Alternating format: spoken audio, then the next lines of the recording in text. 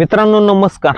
मित्रांनो आपण आपल्या पिकामध्ये पोटॅशचा हा वापर करतो, पण आपल्याला पोटॅश हा कोणता चांगला आहे? एसओपी चांगला आहे का एमओपी चांगला आहे? एमओपी म्हणजे म्युरेट ऑफ पोटॅश आणि एसओपी म्हणजे सल्फेट ऑफ पोटॅश।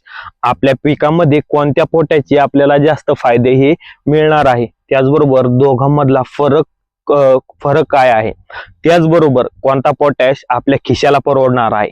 सर्वात महत्त्वाचं, आपली जमीन ज्या पोटॅशने खराब होणार नाही, पिकासाठी तो उत्तम असेल, त्याच पोटॅशचा आपल्याला आपल्या पिकामध्ये वापर करायचा आहे। तर मित्रांनो या व्हिडिओमध्ये आपण सल्फेट ऑफ पोटॅश आणि म्युरेट ऑफ पोटॅश यामध्ये काय फरक आहे सविस्तर माहिती या व्हिडिओमध्ये बघणार आहोत। त्याच्यामुळे व्हिडिओ स्किप न करता शेवटपर्यंत बघा व चॅनलला आतापर्यंत सबस्क्राइब केलं नसेल तर चॅनलला सबस्क्राइब करून पेजला फॉलो करायला अजिबात विसरू नका।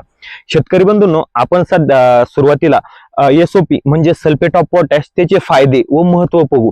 मित्रांनो एसओपी मध्ये जवळपास 50% हे पोटॅश आहे, त्याचबरोबर त्यामध्ये 18% सल्फर हे ऍड केलेलं आहे।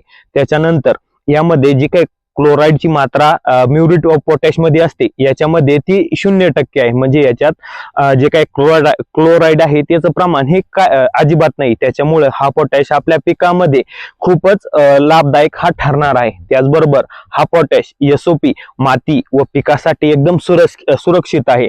त्याचबरोबर द्राक्ष, डाळिंब, बटाटा, पालेभाजी किंवा फळ पिकासाठी हा पोटॅश वापरण्यायोग्य आहे।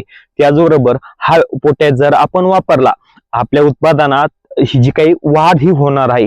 त्याचबरोबर या पोटॅश जर सल्फेट ऑफ पोटॅश आपण आपल्या फळबागामध्ये वापरला तर फळांची जे काही रंग आहे तो सुद्धा व्यवस्थित होणार आहे, फळांना व्यवस्थित चव येणार आहे व जी काही साठवण क्षमता फळांची ही सुधारणार आहे। त्याचबरोबर फुलधारणा ही व्यवस्थित होणार आहे।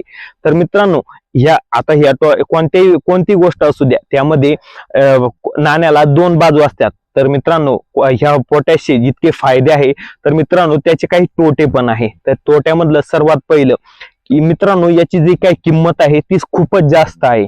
दुसरं म्हणजे सर्वसाधारण जे काही आपण धान्य पीक लावतो त्या पिकांना आपण हे वापरू शकतो, पण ते खूपच खर्चिक आहे। दुसरं म्हणजे याच्यामध्ये जे काही पोटॅशचं जे काही प्रमाण आहे ते कमी आहे म्युरेट ऑफ पोटॅश पेक्षा। दुसरं म्हणजे म्युरेट ऑफ पोटॅश त्याचे फायदे व महत्व। मित्रांनो यामध्ये 60% हे पोटॅश आहे, यामध्ये जो काही क्लोराईडचं प्रमाण हे जास्त आहे। मित्रांनो हे जे काही पोटॅश आहे ते क्लोराईड शिवाय बनतच नाही। दुसरं म्हणजे याच्यात जी काही सल्फरची जी काही पर्सेंटेज आहे ती अजिबात नाही, ती आपले जे काही सल्फेट ऑफ पोटॅश आहे त्यामध्ये 18% आहे। मित्रांनो हे एमओपी स्वस्त खत आहे। तर दुसरं म्हणजे हे ऊस, गहू, मक्का, भात यासाठी वापरण्यायोग्य आहे। त्याच्यानंतर द्राक्ष, डाळिंब, भाजीपाला हे जे काही फळ पीक आहे याच्यामध्ये हे आपण वापरू शकत नाही। हे जर आपण आपल्या पिकामध्ये वापरलं तर आपल्या पिकावर त्याचे दुष्परिणाम होतात। तर मित्रांनो हे झाले त्याचे फायदे। दुसरं म्हणजे आता म्युरेट ऑफ पोटॅशचे तोटे हे काय आहे? तर मित्रांनो सर्वात पहिला तोटा, जास्त जर आपण एमओपीचा जर जास्त वापर केला तर आपली जी काही जमीन आहे ती क्षारयुक्त होते। दुसरी म्हणजे फळांची जी काही गुणवत्ता आहे ती कमी होते। यामध्ये क्लोराईडचं जे काही पर्सेंटेज आहे ते जास्त असल्यामुळे काही पिकांसाठी ते नुकसानदायक ठरतं।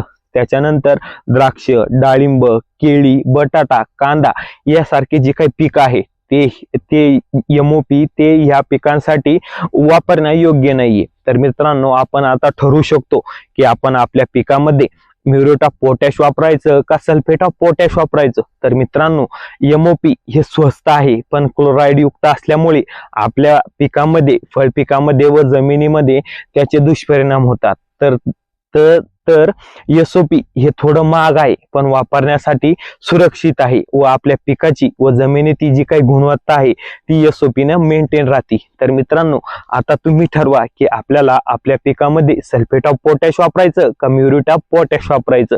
मित्रांनो व्हिडिओ आवडल्यास लाईक करा, हा व्हिडिओ आपल्या इतर शेतकरी बांधवांना शेअर करून चॅनलला सबस्क्राईब व पेजला फॉलो करायला अजिबात विसरू नका। धन्यवाद।